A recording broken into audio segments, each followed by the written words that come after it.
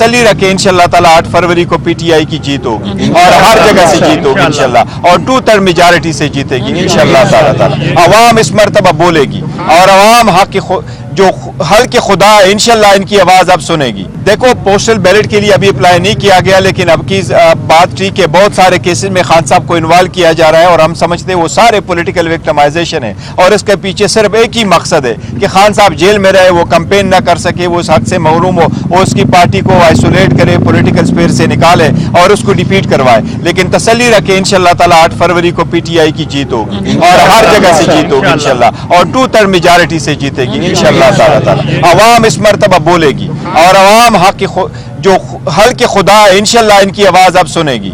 जिन लोगों ने इसको करा और जो बहरे गुंगे बने रहे इंशाल्लाह ताला 8 फरवरी को अवाम उनको अपना आवाज सुनवाई। वोट भी कीमती वोट है, तो क्या उसके लिए पोस्टल बैलेट के लिए अप्लाई करेंगे?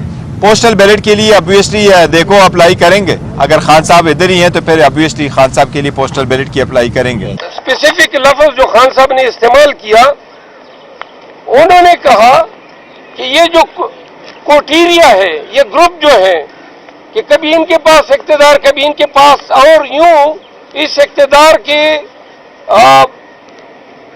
की इस चपकलिश में जो सबसे बड़े विक्टिम बने वो बिलखसूस सेंट्रल पंजाब और सिंध के अवाम बने।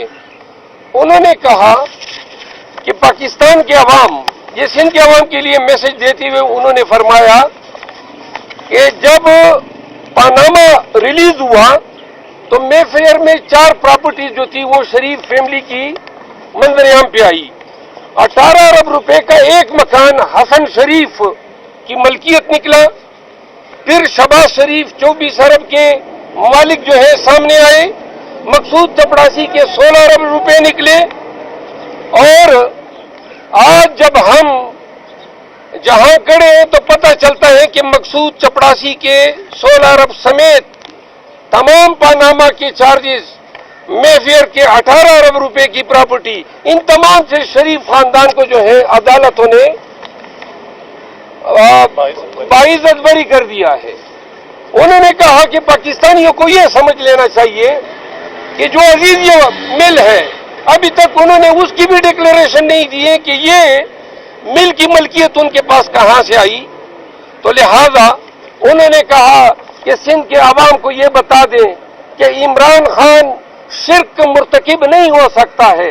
वो अगर आज सरनगू होगा तो ये शिर्क के मुतरादिफ होगा, क्योंकि उन्होंने कहा कि मैं ला इलाहा इल्लल्लाह मुहम्मद रसूलुल्लाह का मानने वाला हूं। मैं सिर्फ एक अल्लाह की जात, उसकी हुक्मरानी, उसकी वहदानियत को मानता हूं और मैं किसी जालिम जाबिर के आगे सरनगू होके गोए मैं खुदा के उस अमर का इनकारी हूंगा जो कहते हैं कि अल्लाह जो है वो मुतलकुल अनान है, वो हाकिम है, वो सादिक है। तो लिहाजा उन्होंने कहा कि सिंध के अवाम को बता दे, हक का साथ देना है, सच का साथ देना है। इमरान खान का पैगाम लेके मैं सिंध जा रहा हूं। 14 तारीख से कराची में हमारे जलसे शुरू हो रहे हैं। तो लिहाजा ये खान साहब का पैगाम था।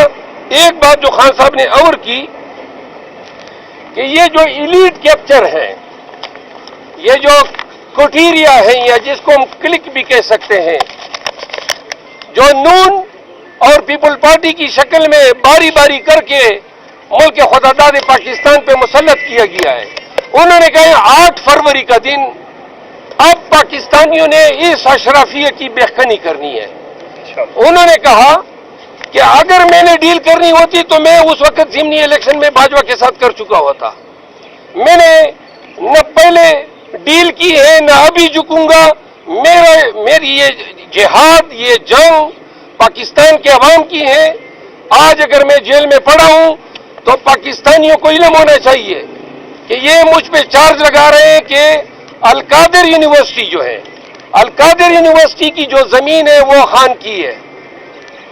तो खान ने कहा कि अवाम को बताएं कि अल-कादिर ट्रस्ट हो तो 300 एकड़ के लगभग जमीन है।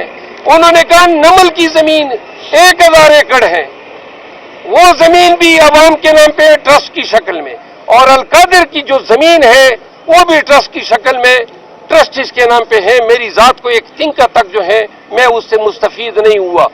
तो लिहाजा یہ خان صاحب کے پیغامات تھے جو میں نے آپ کے ساتھ شیئر کیے. ہم 18 تاریخ تک سندھ میں ہوں گے اور حیدرآباد، کراچی شہر، جامشورو، اور یہ ایک شیڈول ہے جو آج رات ہم انشاءاللہ جاری کر رہے ہیں. سندھ کے عوام سے ملتمس ہیں اور خان نے بڑی امید ظاہر کی. انہوں نے کہا کہ سب سے بڑی جو آپ کو ویلکم فیلڈ ملے گی وہ سندھ ہے. تو لہذا اس امید کے ساتھ سندھ آ رہے ہیں کہ سندھ کے لوگ بھی خیبر پختونخوا اور بلوچستان کے عوام کی دیکھا دیکھی اسی طرح اٹھ کھڑے ہوں گے رول آف لا کے لیے، خان کے کاس کے لیے، پاکستان کے کاس کے لیے.